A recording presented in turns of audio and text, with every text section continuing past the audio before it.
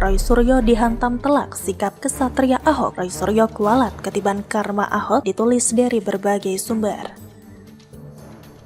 Sebelum kita lanjut, jangan lupa subscribe dan nyalakan loncengnya agar Anda menjadi yang pertama mendapatkan informasi dari jurnal terupdate. Roy Suryo resmi meminta penangguhan penahanan karena alasan sakit. Menurut media, Roy Suryo punya riwayat penyakit diabetes sehingga harus disuntik insulin 2 kali sehari. Haduh, masa gara-gara begini saja harus ditangguhkan penahanannya? Setahu saya, penyuntikan insulin bisa dilakukan sendiri dan prosesnya tidak lama. Lagi pula kalau tidak bisa, dokter di penjara juga bisa melakukannya. Mestinya ini bisa dilakukan di tahanan, bukan sesuatu yang rumit yang mesti dilakukan di luar tahanan. Memang pada akhirnya permintaan tersebut pupus karena tidak dikabulkan. Memang seharusnya tidak dikabulkan karena bukan hal yang mendesak. Mengingat begitu banyaknya alasan yang dibuat Roy Suryo, saya yakin banyak yang makin kesal, bukannya bersimpati. Alasan yang dibuat terdengar terlalu berlebihan. Untuk urusan menghadapi masalah hukum, memang Ahok paling juara. Dia yang tidak pernah mengeluh, tidak pernah mengaku sakit, apalagi bikin drama digotong pakai tandu. Menjalani hukuman full tanpa mengambil hak bebas bersyarat. Sisanya penakut semua, termasuk Roy Suryo, padahal dia dulunya paling suka menyindir Ahok, seolah Ahok itu sangat buruk di mata dia. Dia pernah mengingatkan publik tentang status Ahok yang pernah menjadi narapidana. Hari ini 5 tahun lalu, 9 Mei 2017, PN Jakarta Utara memvonis BTP alias Ahok 2 tahun penjara. Kata Roy Suryo dikutip dari akun Twitter @krmt_roysuryo2 pada Senin 9 Mei 2022. Karena Ahok terbukti bersalah melanggar pasal 156A KUHP tentang penodaan agama, meski tidak ada satupun foto atau video dia diborgol atau dipenjara. Statusnya sebagai mantan napi atau terpidana melekat bersamanya. Ambiar, kata Roy Suryo. Dan sekarang anggap saja Roy Suryo kena karma dari Ahok, dan yang paling jelas adalah sikap yang ditunjukkan Roy Suryo saat ditahan. Ahok yang pernah disindir ternyata jauh lebih gentleman dibandingkan dengan Roy Suryo. Ahok tidak pernah lemas hingga dibawa pakai kursi roda. Dia tidak pakai penyangga leher, dia tidak mengaku punya riwayat diabetes, darah tinggi, kolesterol, sakit jantung, dan lain-lain. Ahok kuat menghadapi kasus hukum. Roy Suryo hanya terlihat kuat, tertawa terbahak-bahak dengan mulut lebar. Tapi begitu ditahan, mulut seperti dijahit seolah di dalamnya ada emas dan berlian. Roy Suryo semakin kesini makin tidak ada harga dirinya karena terus mengeluh dan beralasan entah apa. Publik makin muak dan makin menyumpahi. Makin kesini kok cengeng amat. Kita ingin lihat Roy Suryo yang dulu, yang saat tertawa mulutnya terbuka lebar-lebar, yang mungkin bisa melahap sepotong bebek goreng dengan sekali makan. Kita merindukan kata ambiar dan tawa cengengesan penuh arogansi. Itu yang kita harapkan dari seorang Roy Suryo, bukan Roy yang lemah, letih, lesu, loyo, lemas, lunglai, lelet, dan lebay. Lihatlah Ahok, gentleman hadapi kasus. Kepala tegak menghadapi serangan dari jutaan kadrun sok suci penjual surga. Tetap tegar meski di demo berjelit-jelit, Ahok melawan jutaan kadrun yang membenci dirinya. Roy Suryo masih mending cuma dilaporkan doang, tidak di demo, tidak diintimidasi, tidak diancam. Bayangkan kalau dia di demo massal sampai rusuh seperti aksi 411. Bisa-bisa dia bukan lagi lemas duduk di kursi roda, bukan lagi memakai penyangga leher. Kesimpulannya adalah Roy Suryo adalah orang yang cuma gede omongan di medsos tapi ciut nyalinya saat diproses hukum. Seharusnya malu sama Ahok yang menghadapi semua proses hukum dengan kesatria. Roy Suryo menghadapinya dengan gaya pengecut tak berharga. Baru episode awal saja sudah ngegas bikin adegan yang mau memicu simpati dari masyarakat. Dasar tidak tahu malu. Permintaan penangguhan penahanan ditolak, artinya alasannya tidak cukup kuat dan mendesak. Silakan cari alasan lain yang lebih bagus. Jangan bikin alasan murahan yang gampang ditebak orang bego sekalipun.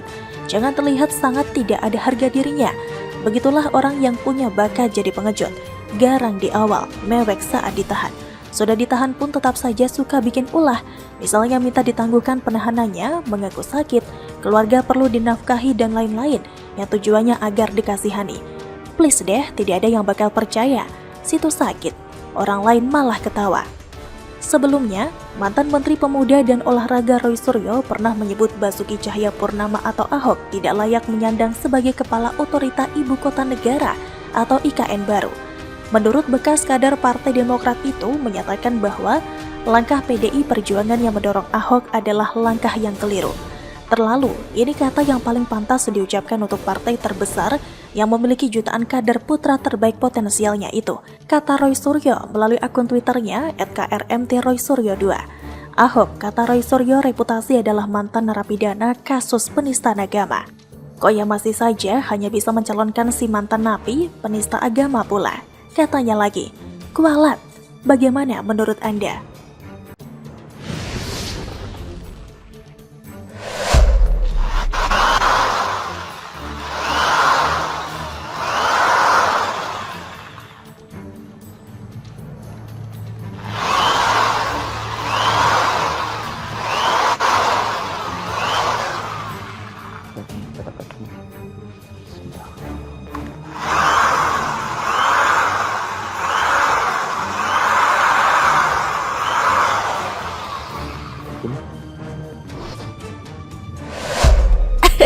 Gus Samsudin pakai bor buat obati pasien. Denny Sregar kasih sindiran kocak. Waduh, ditulis dari berbagai sumber.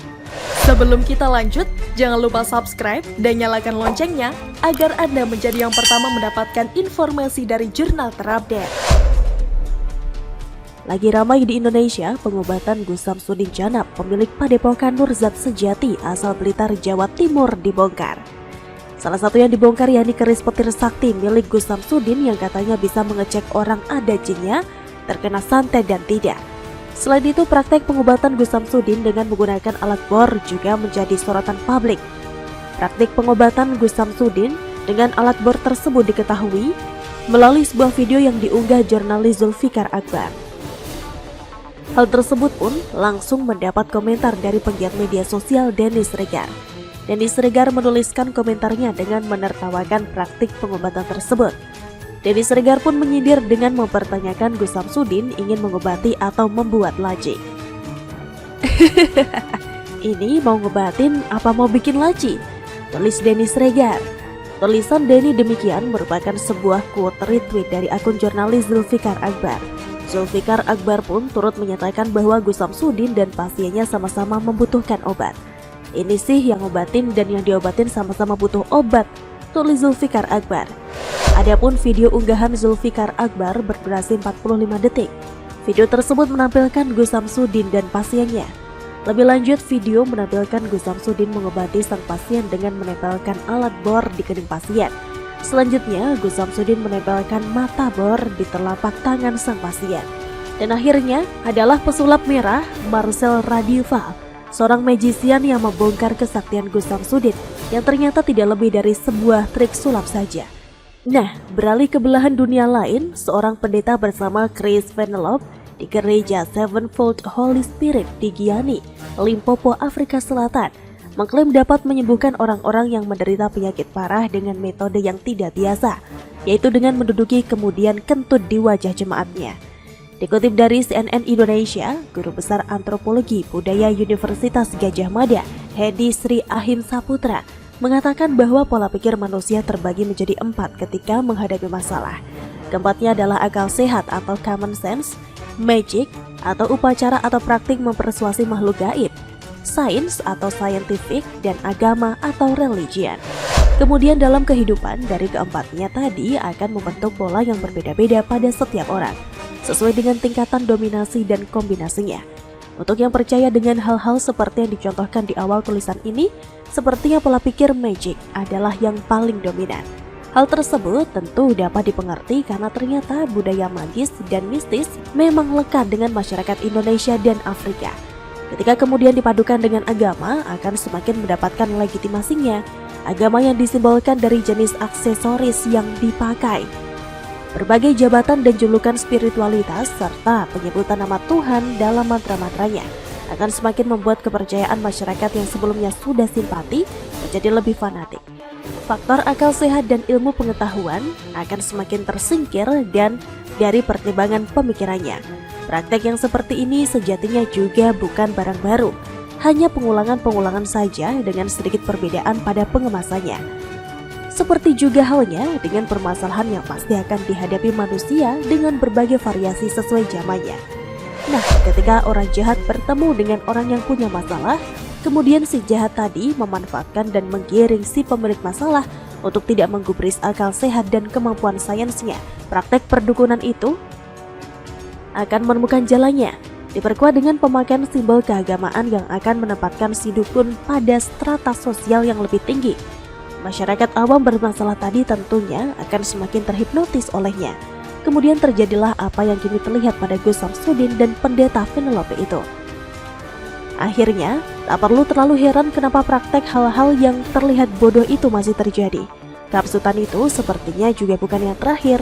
Dulu Batu Ponari, kemarin Dimas Kanjeng, sekarang keris petir, dan nanti entah apa lagi. Bagaimana menurut Anda?